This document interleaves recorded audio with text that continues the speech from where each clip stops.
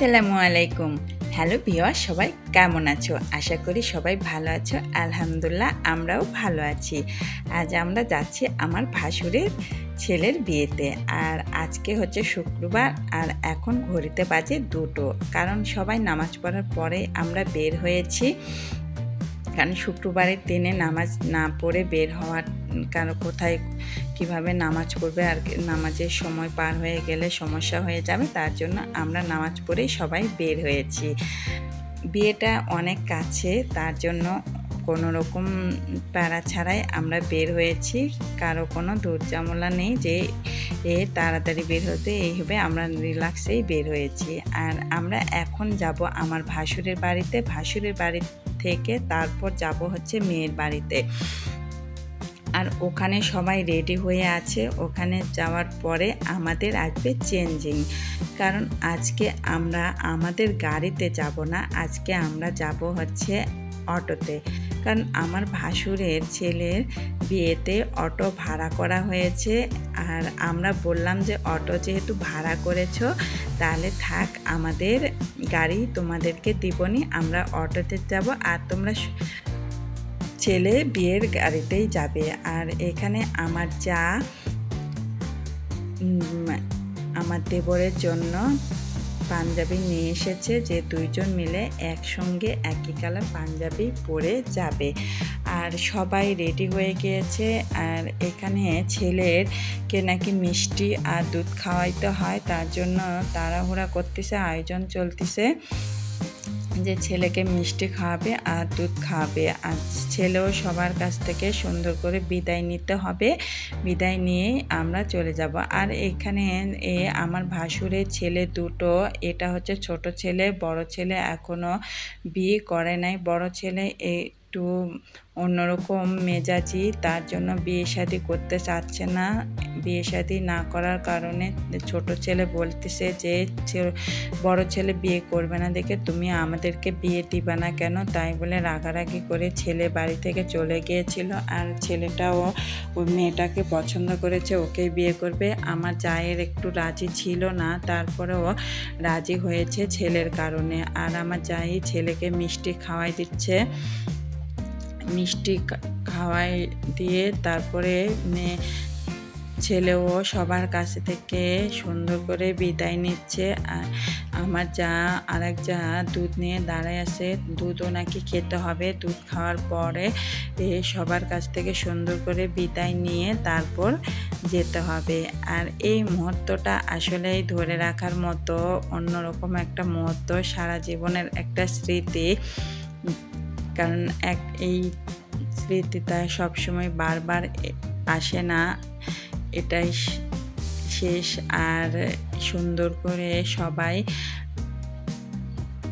বিদায় নিচ্ছে। এটা হচ্ছে তার বড় ভাই। বড় ভাইটা বিয়ে করে নাই, কিন্তু ছোট ভাইকে বিদায় দিতে তার অন্যরকম একটা খারাপ লাগতেছে।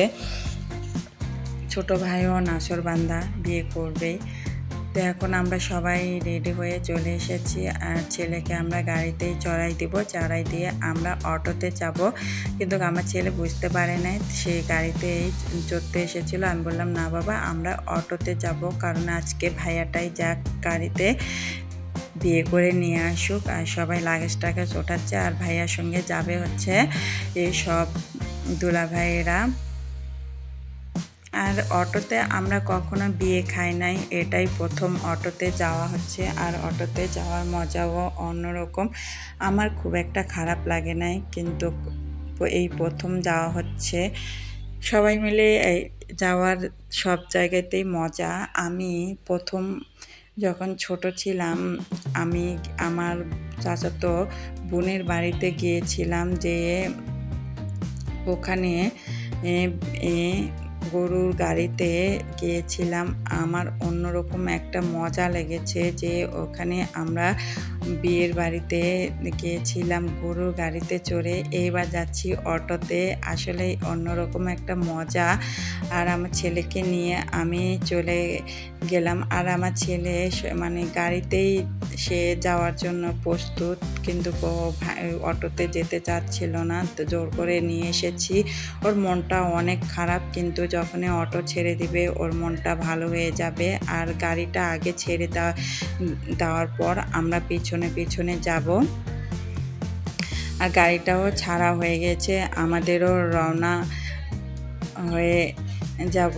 আর আমার ছেলের দিকে তাকায় আমার একটু খারাপই লাগলো, কারণ আমার ছেলে বিয়েতে যাচ্ছে অটোতে। ও কখনোই অটোতে যায় নাই বিয়েতে, এমনি অটোতে ওঠা হয়, কিন্তু এই বিয়েতে যাওয়া আসলেই একটু নিজেকে একটু সংকোচবোধ লাগতেছিল। তারপরেও সবাই মিলে যাওয়া অন্যরকম একটা মজা, সবাই একসঙ্গে যাওয়া হচ্ছে। আমার ছেলেরও মুড ভালো হয়ে গিয়েছে,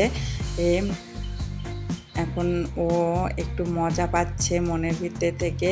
এখন আমাদের গাড়িটাও ছেড়ে দিবে, অপেক্ষা করা হচ্ছে আর কে কে উঠবে আমাদের অটোতে। কিন্তু অটোতে আমরা বেশি চাপাচাপি করে কাউকে নেই নাই, তাই ওদের অটো সামনে চলে যাওয়ার পরে আমাদের অটোটাও ছেড়ে দিয়েছে।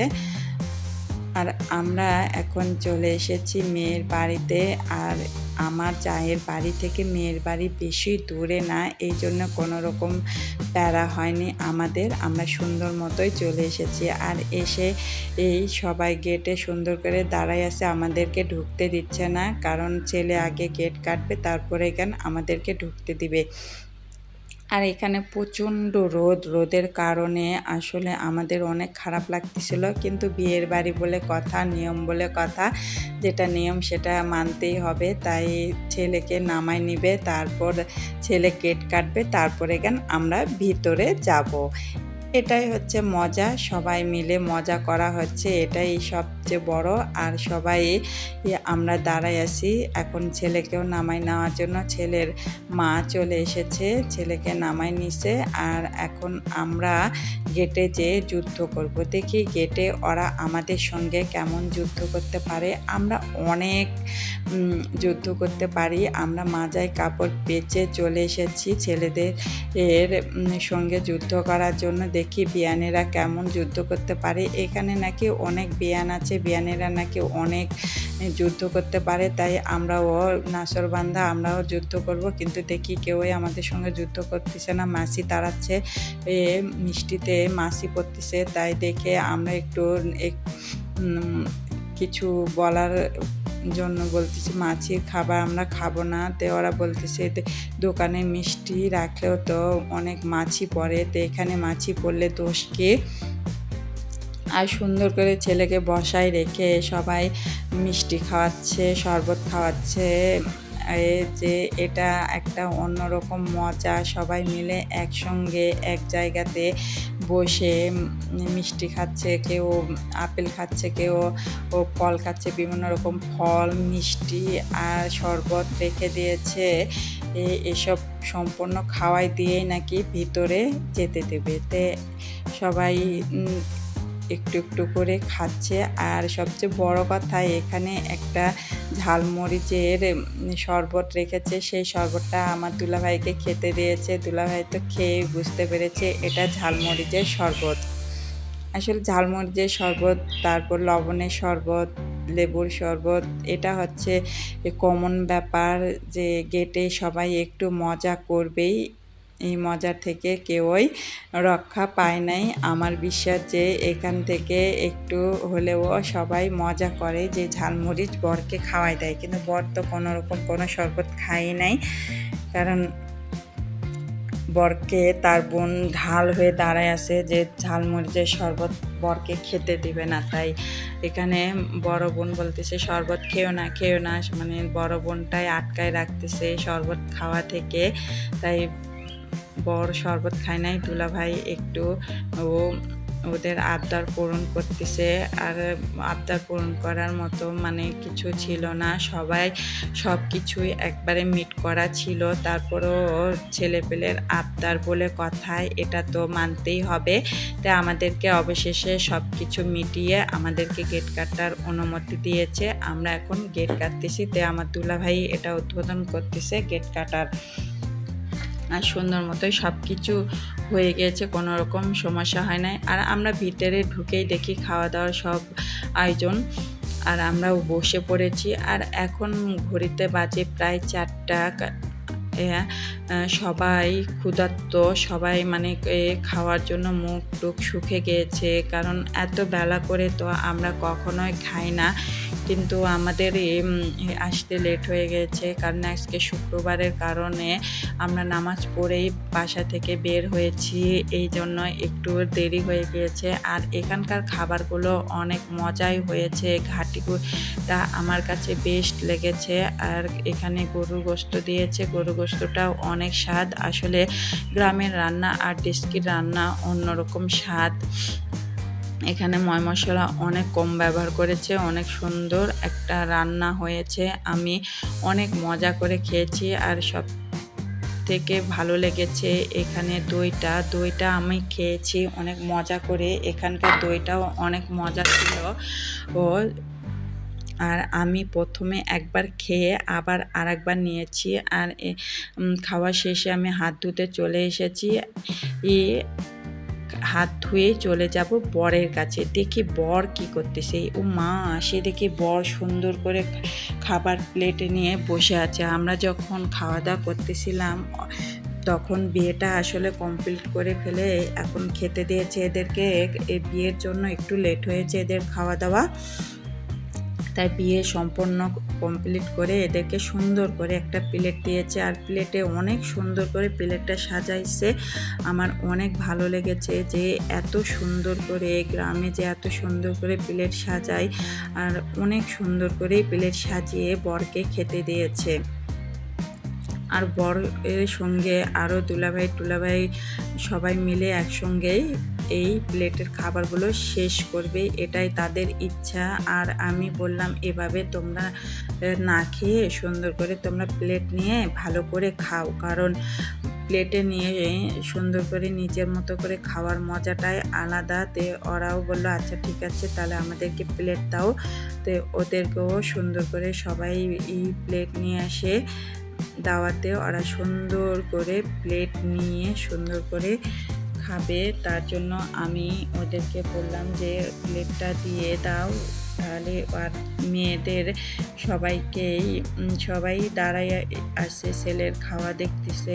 আর সুন্দর করে এখানকার গ্রামের মানুষগুলো আসলেই অনেক সুন্দর। অবশেষে আমার কথা ওরা শুনেছে, প্লেটগুলো নিয়ে চলে এসেছে। আমি অনেকক্ষণ থেকেই বলতেছিলাম এদেরকে প্লেট দাও, কিন্তু ওরা শুনতেছিল না, দাঁড়াই ছিল। কিন্তু অনেকক্ষণ পরেই প্লেটটা নিয়ে এসে দিয়েছে। আর প্লেটেই সবাই সুন্দর করে খাবে। আসলে খাওয়াটাই সবচেয়ে মজার, কারণ যেখানেই যাও পেট ফুল, পেট ঠিকতে সব ঠিক। আর এখানে সবাই সুন্দর করে খাওয়া দাওয়া করতেছে। আর আমি এদিকে মেয়ের বিয়ে দেখার জন্য চলে আসলাম, মেয়েকে দেখার জন্য চলে আসলাম। আর এসে দেখি মেয়ে কাপড় পরতেছে। আর এখানে যে এত গরম, সবাই যে কিভাবে থাকে এর মধ্যে, এটাই ভাবার বিষয়। যে এই বিষয় নিয়ে আমি পরে আলোচনা করব, কারণ এখন মেয়ে বের হয়েই সবাইকে পেয়ে খুব কান্না করতেছে, তার বান্ধবীদেরকে পেয়ে আরও বেশি কান্না করতেছে, কারণ এই ছোটোবেলার বান্ধবীগুলো ছেড়ে চলে যাবে, এটা একটা খারাপ লাগার বিষয়। সব বান্ধবীকে ছেড়ে চলে যেতে হবে। আর বান্ধবীরাও অনেক আশ্বাস দিচ্ছে যে তুমি কান্না করতেছো কেন, খুব ভালো করে তাকে বোঝাচ্ছে যে কান্না করো না, মেকআপগুলো নষ্ট হয়ে যাবে। আর গ্রামের সাদাসিধা মেকআপ সবাই বুঝতেই পারতেছ, একদাদা আটা ময়দা লাগানো টাইম পাওয়া যায় নাই, তাই জন্য বেশি আটা ময়দা লাগানো হয় নাই। আর মেয়েও অনেক কান্না করতেছে। এই কান্নাটা দেখে আমার ইতিহাস মনে পড়ে গেল, কিন্তু মনে পড়ে আর কি করব, যে এই দিনটা আমারও গিয়েছে, কিন্তু এই ইতিহাস আর তুলতে চাচ্ছি না। ছেলে মেয়েকে দাঁড়ায় রাখে আমাদের কাছ থেকে আবার টাকা নেওয়ার চেষ্টা করতেছে। ওরা ধাপে ধাপে আমাদেরকে খালি আটকাচ্ছে যে কিভাবে আমাদের কাছ থেকে টাকা নেবে, কিভাবে আমাদের সঙ্গে এরা ঝগড়া করবে, এই বাড়াচ্ছে। কিন্তু ওই যে পিছন দিক থেকে ওরা বেঁধে রেখে দিয়েছে, টাকা না দিলে ছেড়ে দেবে না। এই নিয়ে আবার আমাদের সঙ্গে ঝগড়া শুরু হয়ে গিয়েছে, কিন্তু কেউই মানতেছে না। কারণ আমাদের টাকা সম্পূর্ণই পরিশোধ ছিল, পরিশোধ থাকা সত্ত্বেও কেন এরা ঝগড়া করবে এটাই বুঝতেছি না, কিন্তু শুনতেছে না। তারপরেও অনেক মিটকুট করে অবশেষে ওরা শুনেছে, এখন বিদায় পালা। মা অনেক কান্না করতেছে, এই কান্না দেখে আমারও কান্না আসতেছে, কারণ এভাবে আমার মাও অনেক কান্না করছে, আমার বাবাও অনেক কান্না করেছে, আমিও অনেক কান্না করেছি। এই সময়টা আমিও পার করে দিয়ে এসেছি, কারণ এই সময়টার কথা চিন্তা হলে আমার খুব খারাপ লাগে। আমার আগের লাইফে কথা আমার চলে আসে যে আমিও এই জিনিসটা পাস করে চলে এসেছি। আর এখানে সবাই এখন আমরা বিদায় নিয়ে নিব, সবাই বিদায় নিচ্ছে।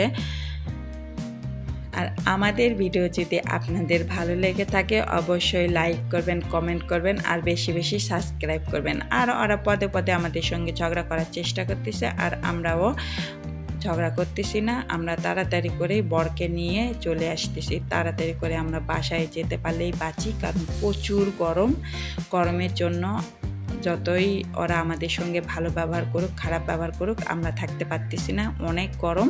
তাড়াতাড়ি করেই আমরা চলে যাব, তাই আমরা বের হয়ে চলে এসেছি। বেশি আমরা দেরি করি নাই, খাওয়া দাওয়া করে মেয়েকে নিয়ে আমরা বের হয়ে চলে আসতেছি। এই জন্য তাড়াহুড়া করে সবাই রাগারাগি যে এত তাড়াহুড়া করতেছে কেন। আর তাড়াহুড়া না করার কিছু নেই, কারণ এখানে প্রচুর গরম, এত গরমের মধ্যে থাকা আসলে কষ্ট হয়ে যাচ্ছিল। আর আমরাও চলে এসেছি আমাদের বাড়িতে। আর এসে দেখি বরকে নামানো হয়েছে, আর আমি অতটাই আস্তে আস্তে আসতেছিলাম, তার জন্য আমার সব কিছু মিস হয়ে গিয়েছে। তাই আমি আসে দেখি বর নামাইছে, বর নিয়ে সবাই দাঁড়াই ছিল। এখন বউকে বসাই দিয়ে বর কোথাও উধাও হয়ে চলে গিয়েছে। এখন বউ সুন্দর করে বসে আছে। আর এই সময়টা আসলে দেখো কত কষ্টের, যে অচেনা সবাই বসে আছে, আমি একজন। আর এখানেও সুন্দর করে বাসর ঘরও সাজানো হয়ে গিয়েছে, সুন্দর করে বাসর ঘরে বউকে বসায় রাখছে। আর আমি একটু ভিডিও করে বাসায় চলে যাচ্ছি। সবাই আমার পাশেই থাকো, ভালো থাকো, সুস্থ থেকো, আর আমাদের জন্য অনেক অনেক দোয়া করো। ও তোমাদের দোয়াই কাম্য, সবার জন্য দোয়া রইল। আল্লাহ হাফেজ।